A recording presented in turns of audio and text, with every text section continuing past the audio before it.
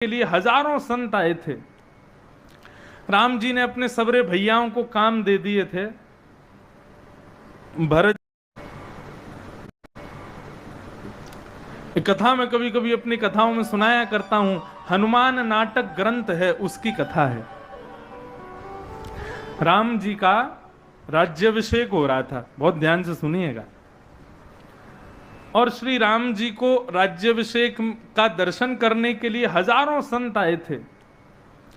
राम जी ने अपने सबरे भैयाओं को काम दे दिए थे। भरत जी को काम दिया कि भाई जितने भी संत आए उनको सोफा आदि जो भी तब लगे हों, सोफा तो तब होते नहीं होंगे, आसन देना सबको। शत्रुघ्न जी को काम दिया कि सबके चरण धोने हैं। और लक्ष्मण जी को काम दिया कि सबको माला पहना के तिलक करके सबको दक्षिणा देनी है। ये तीनों काम तीनों भाइयों को बांट दिए। बहुत ध्यान से सुनो सब लोग, इधर देखो, एकाग्र चित्त होकर सुनो, बहुत मधुर कथा है। सबको काम दे दिए। इतने में ही वहां पधारे भृगु ऋषि, भयंकर क्रोधी भृगु महात्मा आ गए। भृगु जी आए, भरत जी ने उनको आसन दिया, बोले प्रभु यहां विराजो, यहां से राम जी के राज्याभिषेक का दर्शन कीजिएगा। भृगु ऋषि आकर के बैठ गए। उनके बगल में आकर के बैठ गए नारद जी और लक्ष्मण जी। अपने पाए गए सेवानुसार सबको तिलक कर रहे थे, माला पहना रहे थे, दक्षिणा दे रहे थे। और ऐसा करते हुए जैसे ही वो भृगु ऋषि के पास आए तो भृगु ऋषि ध्यानस्थ होकर के बैठे थे, ध्यान लगा करके बैठे थे। लक्ष्मण जी थोड़े संकोच में आ गए, बोले तिलक करूं कि नहीं करूं, ध्यान में बैठे हैं। भृगु महात्मा है, ये तो भगवान की छाती पर लात मार देते हैं, इनका क्रोध तो बहुत विशाल है। तो उन्होंने नारद जी से पूछा क्या करूं, तिलक कर दूं कि नहीं। नारद जी बोले बिल्कुल नहीं, भृगु महात्मा है, तुमको तो मारेंगे, हमको और ध्वस्त कर देंगे ये, क्या करूं फिर। बोले सबका तिलक कर दो, इनको रहने दो। लक्ष्मण जी बोले मुझको रहना है अयोध्या में। अरे भाई, कहने का मतलब सबको पहले तिलक कराओ, फिर जब इनका ध्यान खुल जाएगा मैं तुमको इशारा कर दूंगा, इनका भी तिलक कर देना, अभी अभी मत करो। लक्ष्मण जी बोले देख लेना, आपकी जिम्मेवारी पे छोड़ के जा रहा हूं मैं। नारद जी बोले मैं हूं, सब संभाल लूंगा। तो नारद जी आदि सबको तिलक करते हुए लक्ष्मण जी जैसे ही आगे गए, नारद जी ने जोर से कोहनी मारी भृगु ऋषि को। बोले उठो, सब जगह ध्यान लगाते रहते हो। भृगु महात्मा बोले क्या बात है, क्यों परेशान कर रहे हो। बोले परेशान नहीं कर रहा हूं, बस बताना चाह रहा हूं कि तुम्हारी गरिमा, तुम्हारी वैल्यू कितनी है देखो। भृगु ऋषि बोले क्यों। बोले सबका तिलक हो रहा है, सबको मालाएं पहनाई जा रही है मोंगरा की बढ़िया वाली, सबको दक्षिणा मिल रही है, तुमको किसी ने नहीं दिया। भृगु ऋषि ने देखा तो ना माला है, ना दक्षिणा है, ना तिलक है, और अगल बगल में बैठे हुए सबके तिलक, सबके मालाएं, सबको दक्षिणा। ताम्र वर्ण लाल पड़ गए महाराज। गुस्सा आ गया भृगु ऋषि को। क्रोध तो नाक पे ही बैठा रहता है कई लोगों के। जिन लोगों का गुस्सा बहुत भयंकर कच्चा होता है उनके लिए कई लोग कहते हैं इसका तवा बहुत पतला है, बहुत जल्दी गर्म हो जाता है। कहते हैं तो ऐसे भृगु ऋषि, उनका तो बिल्कुल ही पतला है। क्रोध में आ गए, हे रघुनंदन राम, इन संतों को क्या तुमने अपमान के लिए यहां पर बुलाया है। राम जी खड़े हो गए, महाराज आप क्यों क्रोधित हो रहे हैं, क्या हो गया, किसने अपमान कर दिया, क्या हो गया, मुझे बताइए जरा।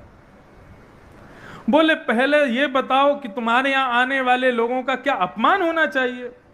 आप मर्यादा पुरुषोत्तम राम हैं, धर्म का स्वरूप हैं आप, आपके यहां पर संतों का अपमान हो रहा है। राम जी हाथ जोड़ के कहने लगे नहीं नहीं महाराज, आपको कोई गलत फहमी हुई होगी, बताइए क्या हुआ, किसने किया। बोले पहले ये बताओ कि तुम्हारे यहां संतों का अपमान करने वाले को दंड क्या दिया जाता है, तब बताएंगे हम। राम जी बोले मेरे धनुष बाण रखे हैं महाराज, जो भी संतों का अपमान करेगा, यदि वास्तव में अपमान किया है तो मेरा धनुष बाण यही है, मैं तुरंत प्रत्यंचा चढ़ाऊंगा, एक क्षण भी विचार नहीं करूंगा। और उसके उसके उसके अंग को अपने बाण से छेदित कर दूंगा, मृत्युदंड दूंगा। भृगु ऋषि हंसने लगे, बोले बड़ी बड़ी बातें कर रहे हो राम, कुछ कर नहीं पाओगे तुम। राम जी बोले आप कहने में देरी कर रहे हैं भगवान, मैं करने में देरी नहीं करूंगा। बोलिए किसने अपमान किया?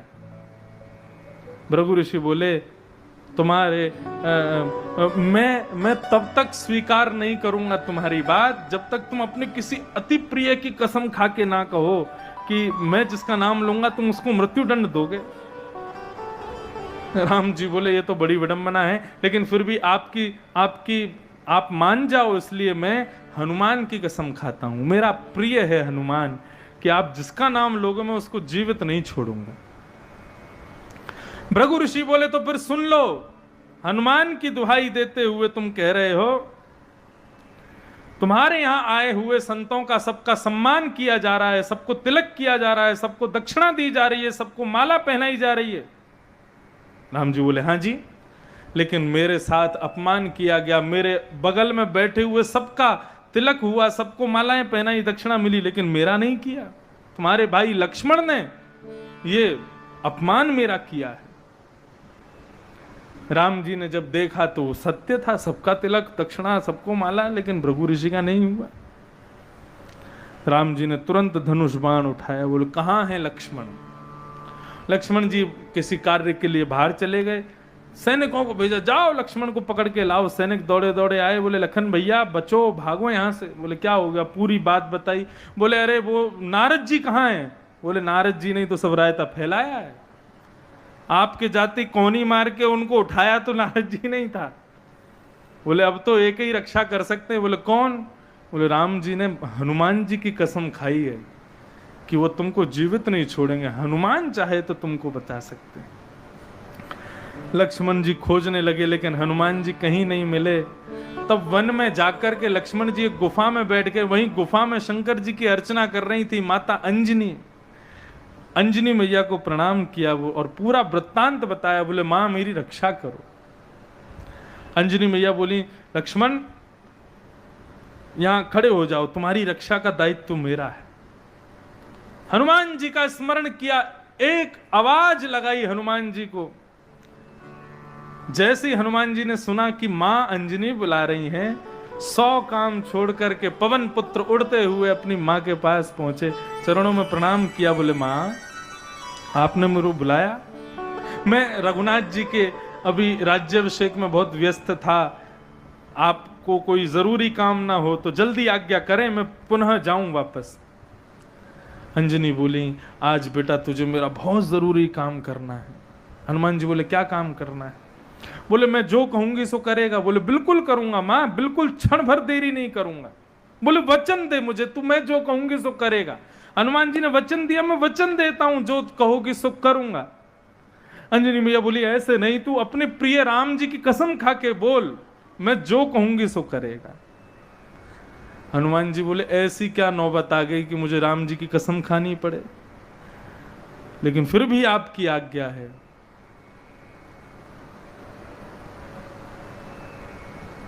जय हो। पंडित जी देने आए थे, बोले कि कथा करके थक गए हो तो सेब खा लो आप भी।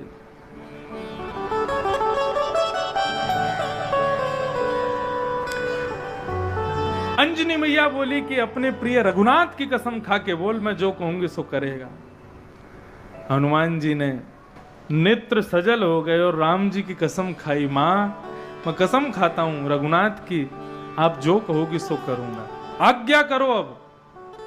मां ने कहा कि देखो वो लक्ष्मण छुपा हुआ खड़ा है। पूरा वृत्तांत बताया और यह भी बताया कि राम जी ने तेरी सौगंध खाई है कि वो इसको जीवित नहीं छोड़ेंगे, अब तुझे भी राम की सौगंध है, इसका बाल बांका नहीं होना चाहिए। हनुमान जी बोले मां आज बहुत तगड़ा फंसाया आपने मुझे, कसम भी उनकी जिनसे लड़ने जाना है।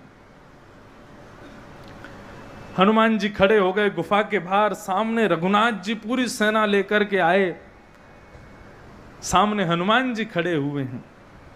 राम जी बोले हनुमान मुझे पता है कि लक्ष्मण को तुमने छुपा रखा है पीछे, लेकिन ये तुम्हारे स्वामी की आज्ञा है, अपना मार्ग छोड़ दो, मुझे भीतर जाने दो, आज मैं लक्ष्मण को जीवित नहीं छोड़ूंगा। संत अपमान किया इसने। हनुमान जी बोले संत अपमान के, संत अपराध के और भी दंड हो सकते हैं रघुनाथ, मृत्यु दंड। अरे लखन जी हैं, 14 वर्षों तक आपके साथ वन में, जो लक्ष्मण जी सोए नहीं 14 साल तक, क्यों? रक्षा करते थे। और बोले मैं तब सोऊंगा जब मेरे भैया के शीश पर स्वर्ण मुकुट विराज जाएगा, जब अयोध्या के आधिपत्य पर मेरे भैया विराज जाएंगे, उस दिन चैन से सोऊंगा मैं। मेरे भैया वन में विचरण कर रहे हैं और मैं सोऊं? बोले ऐसा त्यागी महात्मा लक्ष्मण, आप उसको मारने आ गए छोटे से अपराध पे। रघुनाथ जी बोले हनुमान, बात लक्ष्मण कैसा है उसकी नहीं है, बात यह है कि मैंने संत को वचन दिया है, और वचन तो दिया ही दिया है, तुम्हारी सौगंध खा करके कहा है कि मैं लक्ष्मण को जीवित नहीं छोड़ूंगा। हनुमान जी बोले तो फिर ठीक है, हम भी पवन पुत्र हैं, हम भी अंजनी के पुत्र हैं, और हम भी रघुनाथ जी के दास हैं, हमने भी आपकी सौगंध खाई है कि हम लक्ष्मण का बाल बांका होने नहीं देंगे। तो जब तक ये हनुमान जीवित खड़ा है आपके सामने, तब तक तो लक्ष्मण को आप छू नहीं सकते। तो फिर एक ही है आपके पास रास्ता, क्या? बोले पहले हनुमान को मारो, और फिर जब हनुमान रास्ता से गिर जाए, उसकी मृत्यु हो जाए, तब लक्ष्मण को जो चाहे वो करना। जब मैं रहूंगा ही नहीं तो फिर मुझे कसम की कोई चिंता नहीं, लेकिन मैं जीवित हूं तो आप लक्ष्मण को कुछ नहीं कर सकते। राम जी बोले अपने स्वामी से हट कर रहे हो? बोले अपने स्वामी की कसम की रक्षा कर रहा हूं, आपकी कसम खाई है मैंने प्रभु, ऐसे कैसे मैं छोड़ दूंगा? यदि आपको लक्ष्मण को मारना है पहले मुझे मारो। राम जी ने उठाया धनुष, लगाया बाण, प्रत्यंचा चढ़ाई, तो बोले पहले तुमको ही देखते हैं। हनुमान जी बोले बिल्कुल तैयार है, यही मारना प्रभु। जैसे ही राम जी ने अपनी प्रत्यंचा चढ़ा करके बाण छोड़ा है, हनुमान जी ने श्री रघुनाथ जी का स्मरण करके अपने संपूर्ण बल के साथ में वेग से जय श्री राम का उद्घोष किया, और जैसे ही जय श्री राम का पवन पुत्र ने उद्घोष किया, पृथ्वी डामाडोल हो गई, आकाश में बादल गरजने लगे, सामने आ रहा रघुनाथ जी का बाण थरथर कांपने लगा और कांपते हुए नीचे जमीन में गिर गया। हनुमान जी का स्पर्श नहीं कर पाया। एक बाण, 2 बाण, 3 बाण, 5 बाण चला दिए राम जी ने, लेकिन राम जी के ही नाम के उद्घोष से उनके ही बाण को परास्त कर दिया हनुमान जी। अंत में निकला यह परिणाम, राम से बड़ा राम का नाम। रघुनाथ जी का नाम जिसके पास है उसको कोई नहीं हरा सकता। इसलिए मेरी दृष्टि में परम सत्य कौन है? भगवान का नाम ही पवन परम सत्य है। मंगल भवन अमंगल हारी, मंगल भवन अमंगल हारी। देखो हमारी कथा के श्रोता कौन है? प्रभु चरित्र सुनवे को रसिया, राम लखन सीता मन। आप लोग कथा में चाहे व्हाट्सएप यूज करो, फेसबुक यूज करो, एक दूसरे से बातें करो, मजाक करो, चाय पियो, पानी पियो, रसगुल्ला खाओ और या फिर सो जाओ, हमको कोई फर्क नहीं पड़ेगा। क्यों? हमारी कथा के श्रोता कौन है? दर्शन करना।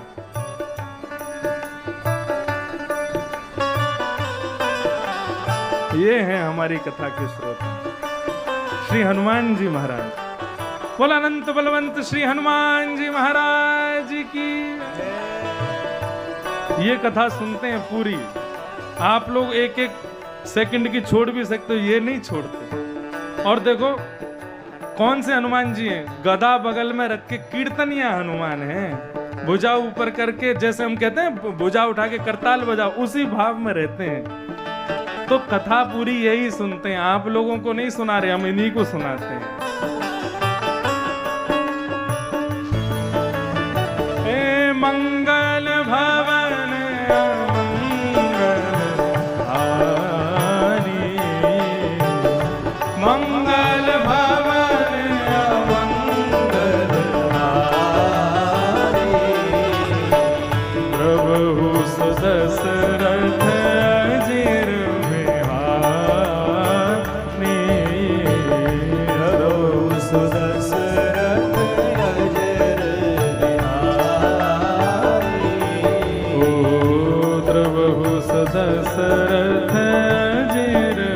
बिहारी प्रभु दशरथ अजिर बिहारी।